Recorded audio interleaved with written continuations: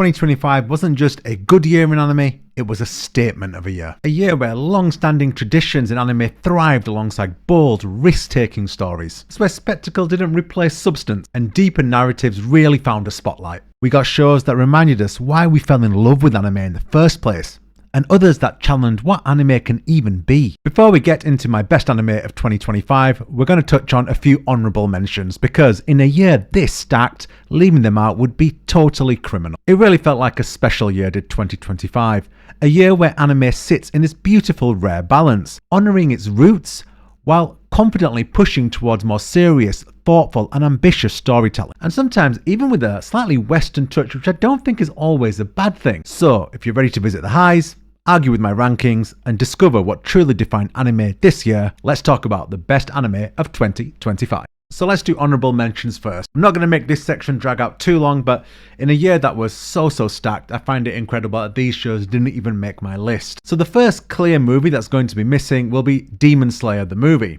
Now, Demon Slayer the movie was fantastic, just to be clear. However, as it's one part of a 3-part movie, and due to that it had certain things missing because of course this is part of a larger project, I can't put it in my top 10, and with this year being so strong, it just narrowly misses out. Next up to miss out on the top 10 is City the Animation. City the Animation is, I feel, one of the most unique animes you could have watched in 2025. The main character here is the living, breathing city, and while the actual characters in this anime are actually the main characters, they're individual stories all are so kind of connected, all within the same couple of streets of one another, that it really does feel like a living, breathing montage of a city that you're watching. It's equal parts hilarious, equal parts really messy, but in the best way possible. It's charming, it's like a big hug, it's quirky, and it really feels like a fly-on-the-wall documentary of a bunch of really wacky people in a wacky city. That's the best way to describe City the Animation. Really fun. If you want something light-hearted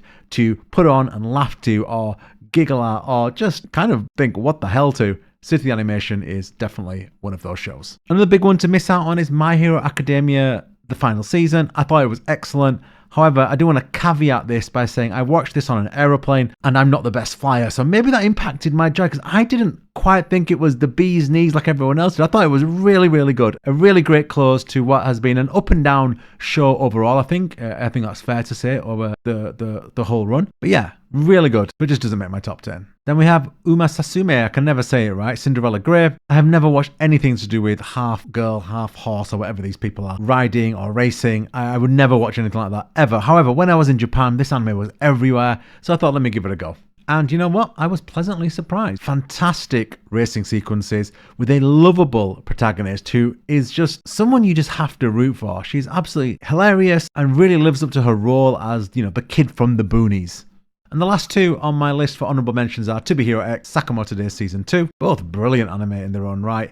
I mean, To Be Hero X especially, the animation off the charts good. Just for me, I just wasn't a huge fan of the delivery of that individual story. They bring it back together brilliantly at the end, and that, you know, really is a huge payoff. But I just couldn't put it above my top 10. I really enjoyed it. And that just shows you the quality of the top 10 this year. And finally, Sakamoto Days Season 2. I thought Season 1 was a little bit of a letdown. Season 2 more than makes up for it. Brilliant new characters, a lot of mythology, a lot of mystery around them. It actually gets quite gory and quite serious, which I think Season 1 threatened to not be. Season 2 really delivers, and they are my honourable mentions, and I don't want to waste any more of your time. Let's get straight into my top 10 anime of 2025.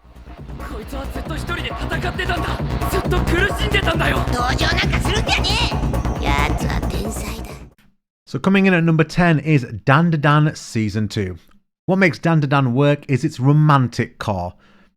Not in spite of the chaos, but because of it. It plays as a really nice contrast to the mentalness you're seeing on the screen. Is that real beating heart between the two main characters. Its greatest strength is its refusal to conform to standard anime tropes and stereotypes. It ignores traditional structure, something I actually really struggled with at the start of Season 1, but I've grown to love about the show now. It can swerve tone without any warning whatsoever and embraces being completely unhinged when it wants to be. Yeah, okay, nothing quite reaches the absolute god tier peak of that episode from Season 1. You know exactly which one I'm talking about. But as a second season follow-up, it's bold, it's strange, and it's emotionally sincere.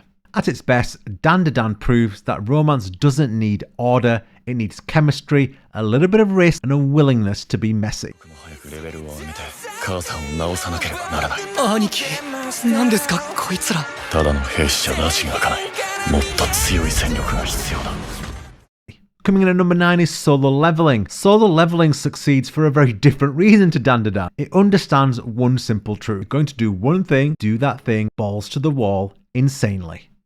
That one thing, of course, is action and fight scenes. The animation in these scenes is best in class. Fluid, explosive, and relentlessly impactful. Fight scenes just don't impress, they linger in your memory. I still am remembering some of these fight scenes and how my jaw dropped when I watched them and messaging my friends straight away, being like, wow, that was incredible. And yeah, that opinion hasn't changed despite watching it again afterwards. And yeah, the snobby side of me generally tried to resist putting solo leveling in my top 10. I like more thought-provoking anime. But how can you deny something this confident, this viscerally effective? Solo leveling may not chase subtlety, it doesn't need to, it commits fully. And that commitment is what makes it undeniable.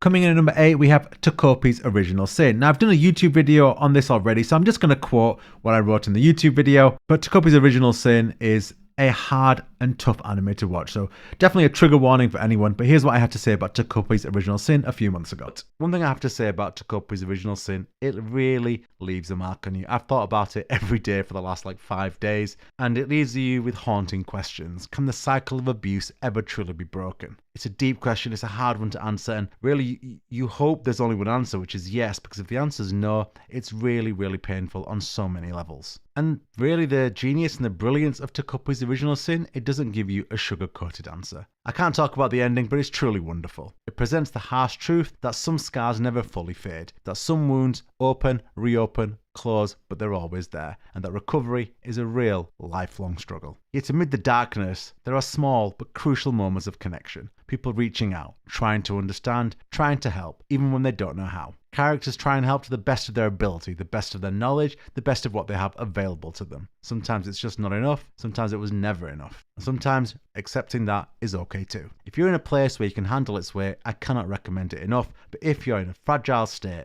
or these topics are just a bit too close to home, please tread carefully. This is not a story that lets you off easy.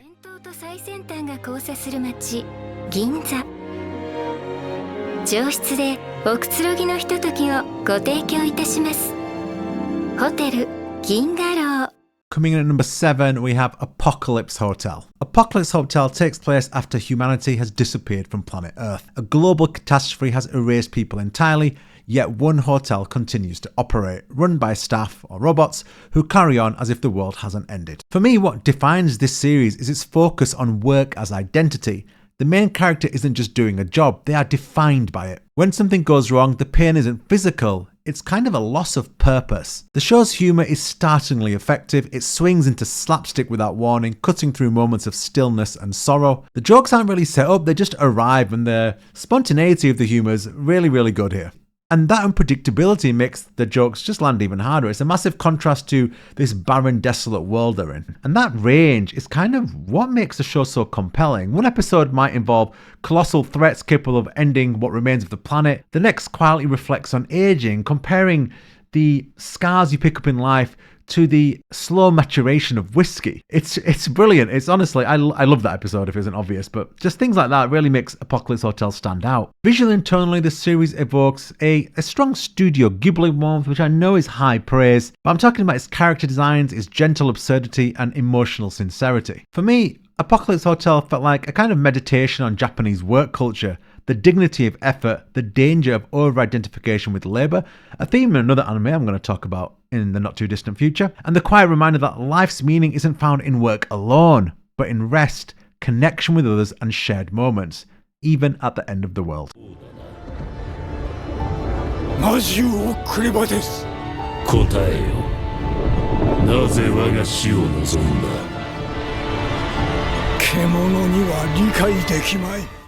Number 6 on my list is Cleaver Test.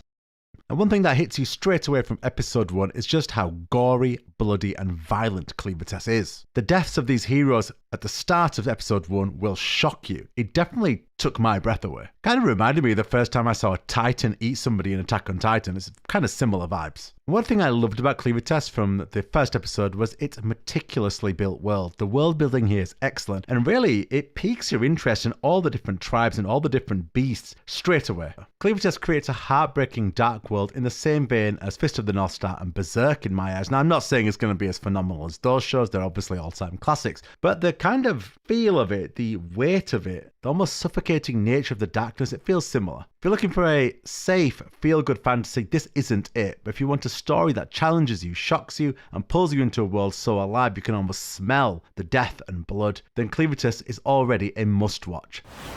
俺にはまだやらなきゃいけないことがある。掃除屋に入れ。お前は掃除屋に必要な人材だ。At number 5 we have Gachiakuta. I absolutely loved Gachiakuta. As far as your classic shonen anime goes, this does all the standard stuff you'd expect from that type of show really, really well, but then also delivers this tough, unforgiving world in a raw, emotional, and grimy light. What makes Gachiakuta so compelling is how completely its world and themes are intertwined. The art direction is raw, abrasive, jagged lines, heavy textures, and dirt baked into every frame. Character designs feel worn, but also expressive and emotionally legible. It looks like the world has already taken its toll on the characters in Gachiakuta, and that makes their emotional response to situations resonate even stronger with the viewer. Its lore is built around disposability of people and of items, a rigid class system where the poor are treated as filth, literally cast aside and forgotten. And what grounds all of this is the brilliant main character, Rudo. His anger, grief, and stubborn empathy give the chaos in Gachiakuta and give its world some weight. He isn't just surviving, he's emotionally reacting to it. He's emotionally reacting to things that have been thrown away in the trash. Really, that power dynamic they have, the kind of power curve, I guess, in Gachiakuta, is really unique for me. I mean, I haven't really seen anything like this before. It also delivers the plethora of characters alongside Rudo that are all really, really good. It finished on a brilliant cliffhanger, which set up season 2 really, really well, and I think definitely one of the most anticipated season 2s of whichever year it comes out in. Gachiakuta was my 5 and starting the top 5. この世界にはすごく簡単なルールがあるんだ。大抵のことは100メートルを誰よりも速く走れば全部解決する。今からでも速くなれるかな。人生は常に失う可能性に満ちている。君がやりたいことは何ですか? Number 4 on my list is the brilliant 100 Meters, a 1 hour 46 minute movie on Netflix, and one of those films that requires multiple viewings to truly soak in its greatness. 100 Meters is a sports anime that isn't really about running when you look between the lines. It's about motivations. It's about what we believe success is supposed to look like. The film repeatedly asks a difficult question. Well, a couple of difficult questions. The film repeatedly asks difficult questions. Is success linear? Can meaning exist in failure? And is failure even failure at all? I don't know how many people who watch this channel are sports fans, but this reminded me of a really telling interview with a very famous basketball player called Giannis Antetokounmpo. I can't say his name. When an interviewer asked him if he felt his team had failed this year, if he felt he had failed this year, this is what he had to say. Do you view this season as a failure? Do you get a promotion every year on your job? No, right? So every year you work is a failure. Yes or no? No. Every year you work towards something, towards a goal, right? Which is to get a promotion, to be able to take care of your family. You work towards a goal. It's not a failure. It's steps to success. Michael Jordan played 15 years, won 6 championships. The other 9 years was a failure?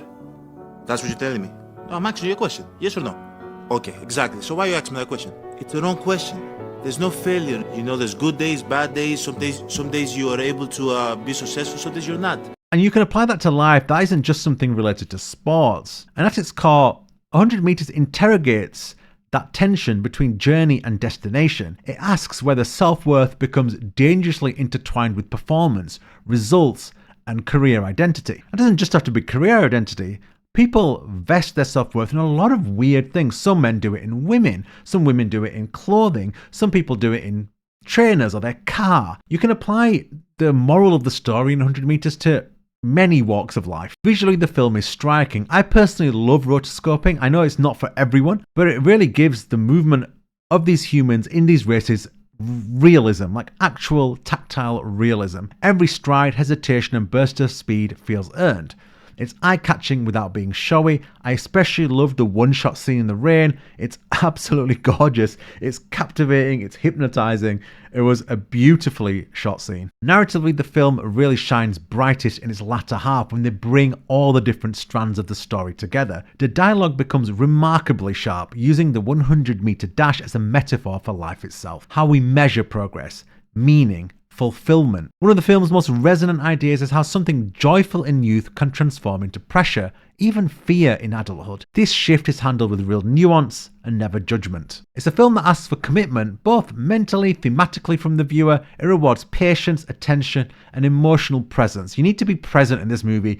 You can't let it just drift along in the background. The first 50 meters in 100 meters matter, but they only truly resonate because of the last 50 meters. 寂しかった？いや、別に。なあ、変なこと聞いてもええか？お前、やっぱ光ちゃうやろ。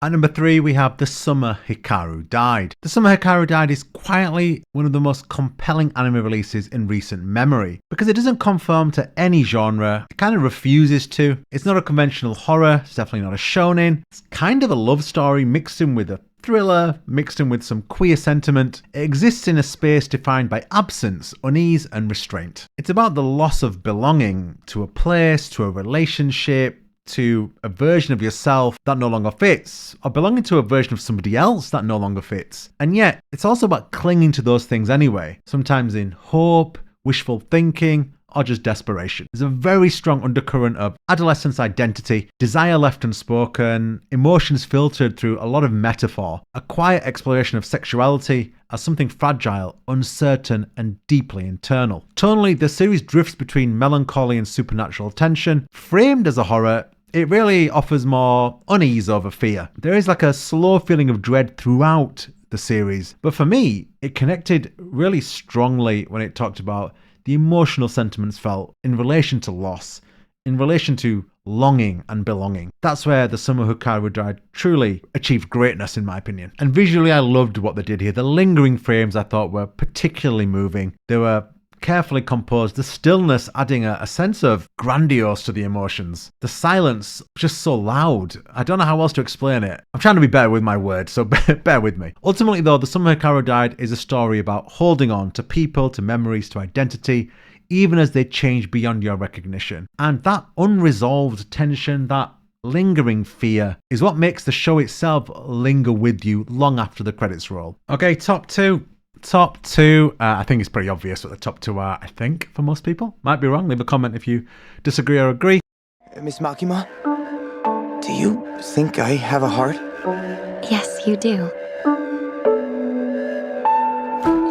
The name's Reze. Chainsaw Man, the Reze arc, had absolutely no right being this good, coming in at number 2. I think everybody expected it to deliver on the action and the humour, the brutal fights, the dark comedy, and the sheer production quality on show. It's always been there in this series, but what truly makes this movie an all-time great is its ability to deliver and portray young love with genuine tenderness, while at the same time delivering it to a backdrop of absolute insanity when it comes to the action. It's not just spectacle-driven anime filmmaking. It could have been. They could have got away with that so easily and just still delivered a fan-pleasing product. But also, it's emotionally intentional. And what makes it exceptional is that its action and set pieces are elite, and its emotional heartbeat feels painfully real. And like Pochito says, give me your heart and I'll show you my dreams. And it feels like that's exactly what they are doing here. They are giving you their heart and they're showing you their dreams in the action as well. But to make an emotional connection work in the backdrop of this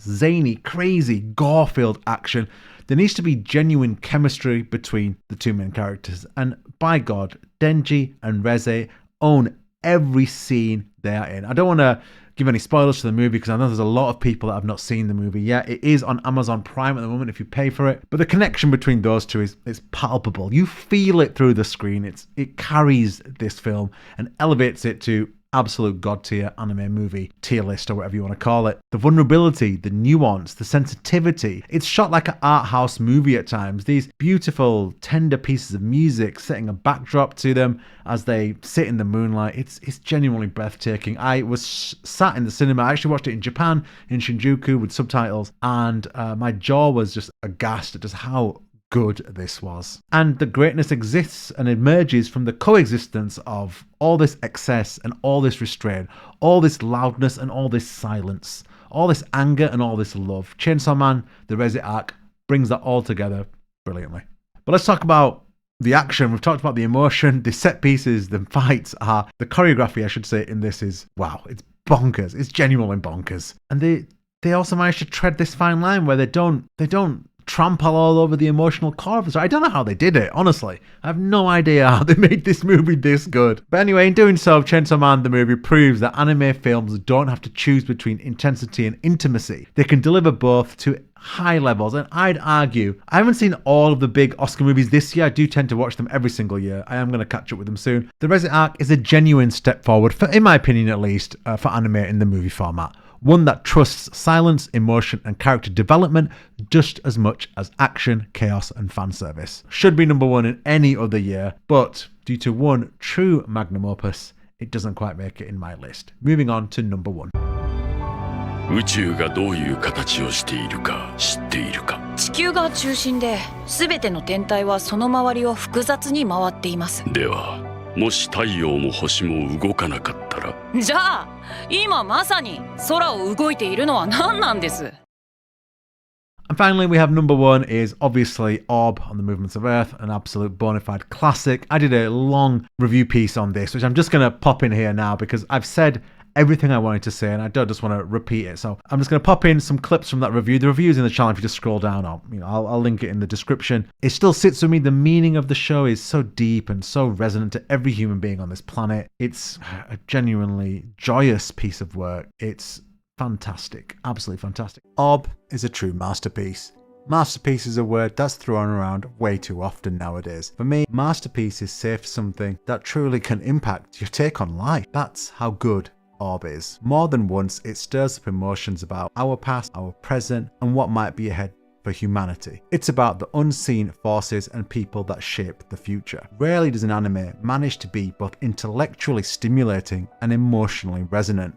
Orb and the Movements of Earth achieves this balance effortlessly. It's a real reminder that even in the face of overwhelming vastness, our stories, emotions, and connections are what give life its meaning. This anime is a must-watch, so take a moment, step into Orb's world, and let it move you. Orb's ability through its fantastic script to make you appreciate how we are all part of something bigger is truly one of a kind, shining a light on those who are responsible for some of humanity's greatest discoveries, but who people have never heard of, is the true magic of Orb, and it makes you appreciate just how many different stories there must be that have led to humanity's greatest discoveries, and just how those stories are just as important as those who came to the final conclusion. At first glance, you could think Orb is about science versus religion. That's just the face of it. It's about so much more than that. It's about the emotional, social, and spiritual shifts in humanity through time. It's a reflection on how we're all part of something much bigger, and it doesn't shy away from asking tough questions. But one quote really stuck with me,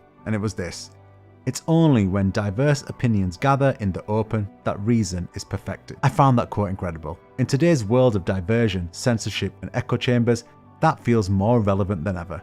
This show doesn't take sides, it just puts the arguments out there. Faith versus technology, capitalism versus community, it's all on the table, and it never feels preachy. It's an anime that invites the viewer to ponder so many questions about themselves. It challenges us to look beyond our everyday lives and consider our role in the grand choreography of existence. Orb is a story of the yearning for truth, knowledge, and information at any cost. If it isn't obvious already, I've kind of gone off script here, just talking non-stop about this. It's absolutely brilliant. It's something that will sit with me forever. I will watch it with my partner as well, and that's when you know it's good. Genuinely amazing. Genuinely just what a script. Brilliant writing, written with so much love and heart for humans as a species. Incredible stuff. Should win every award, the Anime Awards next year. 10 out of 10, pure cinema. If you agree, leave a comment. If you disagree, you're wrong. Peace. Anyway, that's all my list. Thank you. If you agree, disagree, pop a comment, put your top 10 in the list. Let me know what you thought your top 10s were. Pop it in the comment, please. That'll be fantastic. Cheers, take care, look after yourselves.